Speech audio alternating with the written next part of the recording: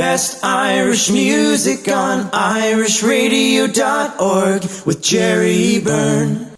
I'm Jerry Byrne. It's Irish Radio now. Since the advent of the lockdown, the pandemic and all the rest of it, I've been speaking to many of the great and the good of Irish entertainment. This next gentleman came to national prominence in Ireland, indeed international prominence afterwards, in 2003 when he was represented Ireland in the Eurovision Song Contest. He hails from County Offaly. He has a major career in music, been involved in music indeed all his life. I'm delighted to say hello to Simon Casey. Simon, how are you? Jerry, how's things? Thanks so much for having me on the show. It's a real pleasure, You've always been involved in music right throughout your life. I have, Jerry. Yeah, I suppose I got a great interest in music from the very early days, a couple of school bands and all the rest, and then from, I suppose 1996 we joined up a band called Church Mice. We were as poor as Church Mice as well, but we had a great old crack, and that was kind of my that was my start into it. And then I suppose after that, Jerry, I went to college and all the rest, but I always kind of played the college team with the band and all the rest. And then from there, we kind of, as you said there, we went for a show, an RT show called Eurostar, and I got to the final and that, so that was my kind of, I suppose ever since 2003, I've been working professionally then as a musician and singer, Jerry, Right, excellent stuff indeed. And I remember Church Mice. Well, you got a lot of attention. We did, Jerry, because I suppose at the time, back in the day, if you got into the Irish charts, you were on TV twice a week, because they used to have the top 30 hits on RTE every, I think it was at the weekend, and then it was repeated during the week as well. So we were kind of like little legends going around. We got into the charts a couple of times, and our video would be shown twice a week. And then, from then on, we got onto shows like Open House and Up for the Match, before the All Ireland finals, and then. Of course, Dustin the Turkey had us on the Dennis a few times as well. So we kind of came a kind of a household name there at one stage, Jerry. It was really, and I suppose our big thing at the time, we were doing a lot of the club scene, and we're doing as I said there earlier, we're doing the college scene as well. But definitely it was a great kind of starter for me, Indeed, so definitely was a lot of notice. You were the in band definitely back in the day. It's hard to believe that's 24 years ago. Don't remind me. we said we do something on our 25th anniversary, so we might do something next year. Just even if we're allowed to do a gig somewhere, we might do something somewhere. It would be great to get back for a night just with the lads and sing a few of the songs that we recorded all them years ago. But I said, look, it was a great learning curve for me, and as I said, then after that, I went on to Eurostar, and I, out of that, I would have got a record deal with Universal, so I did two albums with Universal, and it's kind of, spring, ever since that, Jerry, I've been really lucky in my career. I've worked very hard, but I've also, it's been, the music business has been very good to me up until 2020. Yes. Until 2020, indeed. Now, listen, you also recorded the Irish Rugby World Cup anthem, Ireland's Call.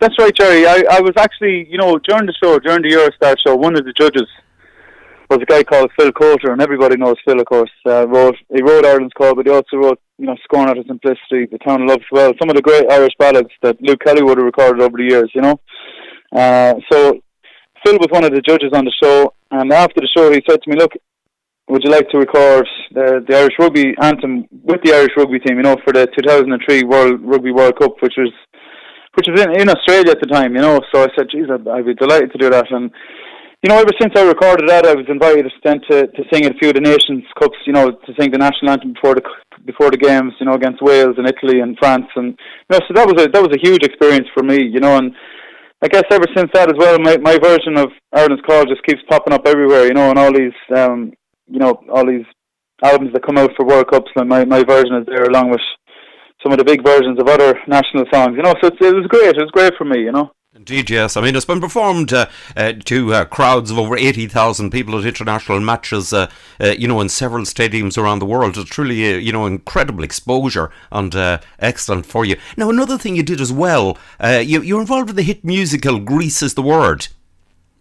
Yeah, and again, that was going to come to the point for something like 3 or 4 weeks, back in 2004. Again, that's a nice time away, but they were looking for somebody they actually, they rang my agent to see would I be interested in playing a role on it, and again, I went over to London and rehearsed, did the cast, and I got the job there and then, so that was a great experience. So I would have done a week. I would have done a week in Newcastle and then, 3 or 4 weeks in the Point in Dublin. Every night playing to a full crowd, which is amazing as well. So that was a great.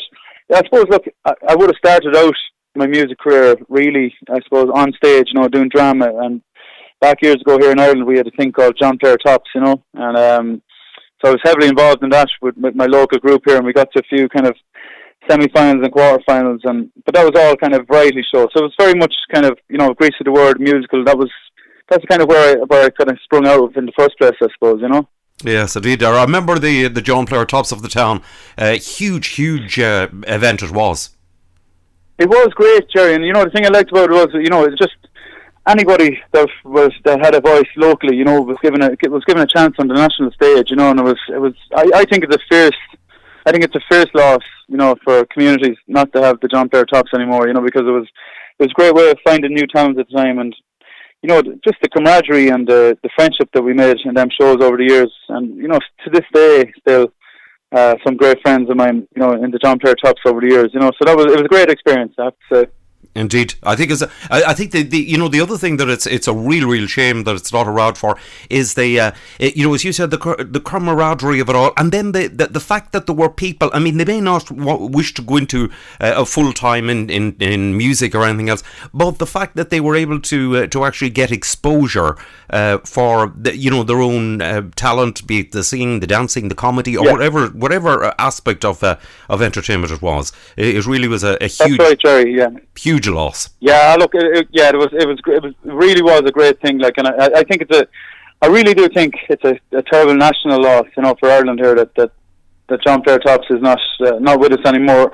I'm surprised that maybe some other big company, I know John Players was a big sponsorship at the time for the variety show, but I was just surprised at the time that nobody kind of took over the mantle, and brought it on to another level, maybe, because it definitely was, and no matter who you talk to, kind of my age, they're also great memories of the John Player Tops years ago, Indeed so. Listen, another aspect that you're involved in, I spoke to Johnny Brady before, and he was speaking about as well, is Take It to the Limit, which is a huge show, a huge tribute show to the Eagles. That's right, Jerry. And again, this is something that was really, I reckon, I talked to a lot of musicians, and just before this lockdown, an awful lot of musicians, we seem to be on the kind of a crest of a wave, that things were going nearly too good, It's, the way the music business works, you kind of expect a lot of kicks and knocks along the way, but the last couple of years has been just unbelievable for me, and about 2 years ago, we decided to put a show together called Take It to the Limit, and it was just a celebration of all Eagles music. Myself, Johnny Brady, Nigel Connell, who's a fantastic singer, along with the Sheeran Family Band, and we put a couple of shows together, Jerry, back in September 2 years ago, and they sold out straight away. And we put out a few singles, and the hits on Facebook were just phenomenal, and we just knew we were doing something right, and it just built and built and built from there. And actually, on the day of lockdown back in March, we were due to play a sellout show in Ballinasloe in County Galway, and unfortunately that gig had to be cancelled. So we're still waiting to get back there. But we were in the middle of a sellout concert tour, which is incredible.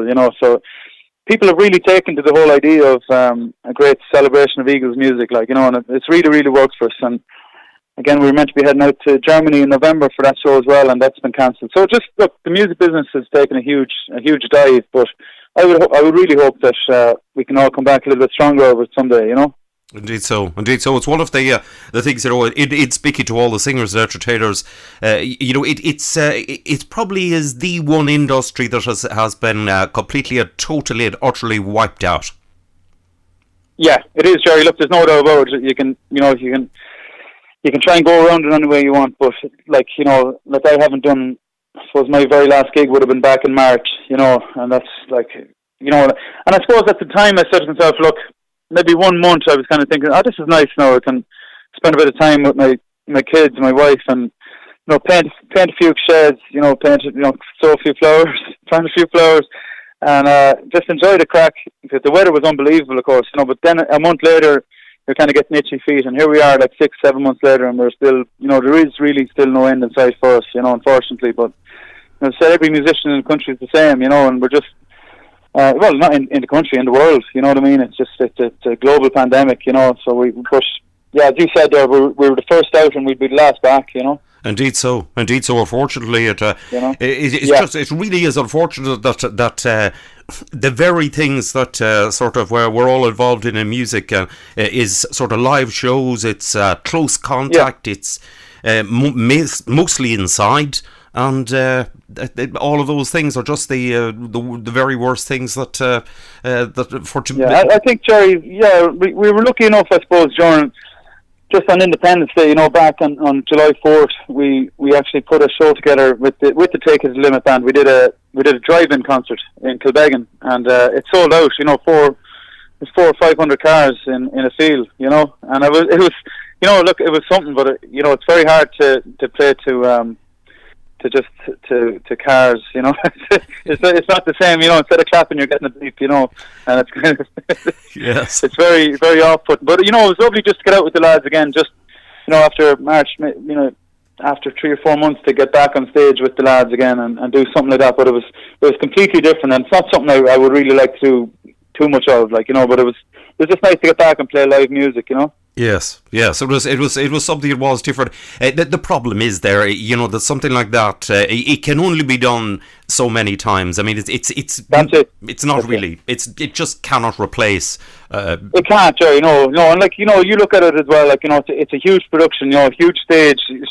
Big screens. You have videographers on stage of this time. So the overheads are just massive. So it was just something that we wanted to do in the middle of it all, I suppose, just to give a little bit of hope to a lot of people, and people really enjoyed it, but certainly not something that should be retiring in the morning after, Yes, indeed. Now, you've also done some Facebook live streams as well. I have, yeah, I've done a couple, Jerry. Again, I've kind of steered away from it a little bit, because I kind of, I suppose, my big thing is connecting with the audience, you know what I mean, and I just find it hard to kind of look into a tiny little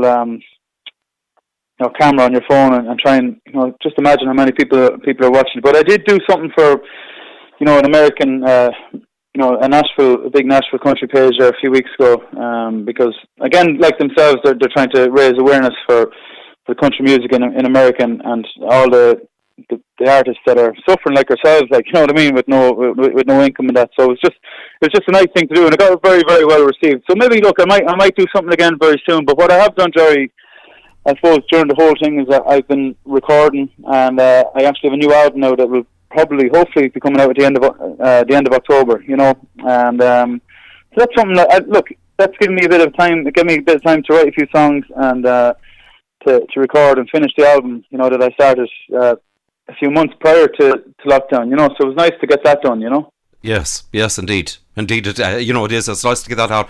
The thing about it is certainly, the likes of the streaming thing. So many singers have said exactly the same as you have, that it's it's kind of tough on all that to connect.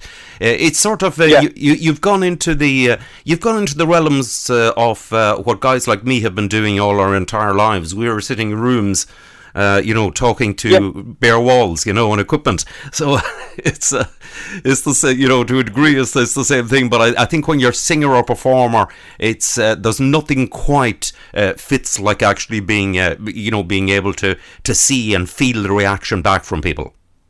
That's it, exactly, Jerry. No, look, it's a huge thing. I suppose I'm, as I said, I'd never dissed it or anything like that, but it's something that I might look at doing again. You know what I mean? But I just found it.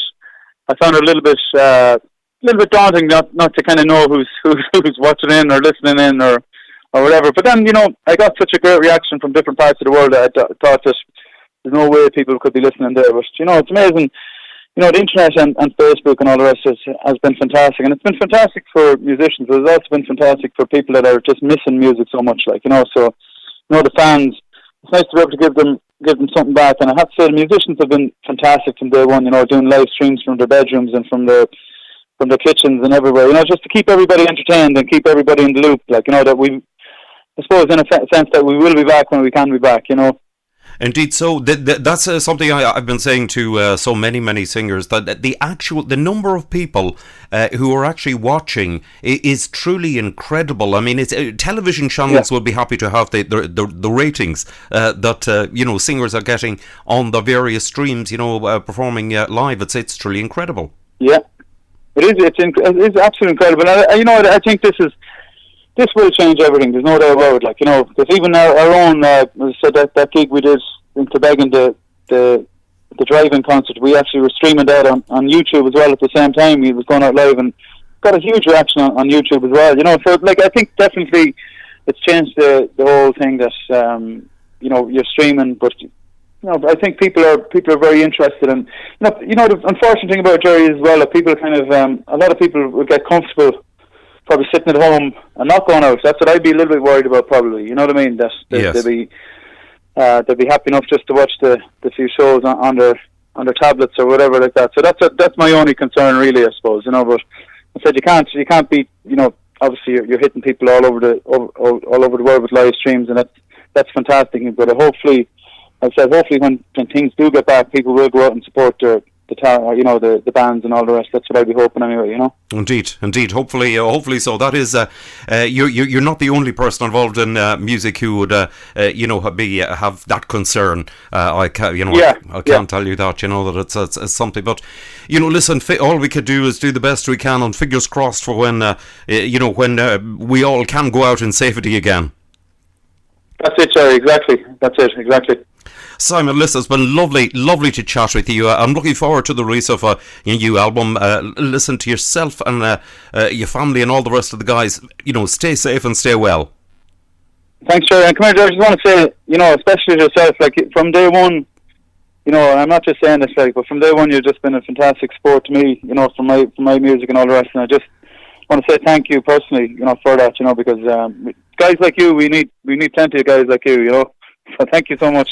Simon, real pleasure. I remember it all. I remember it all starting off, and I remember church mice as well. So Simon, listen, it's been lovely to catch up with you. Thanks a million. Thanks so much, Jerry. Thanks a million. Take care.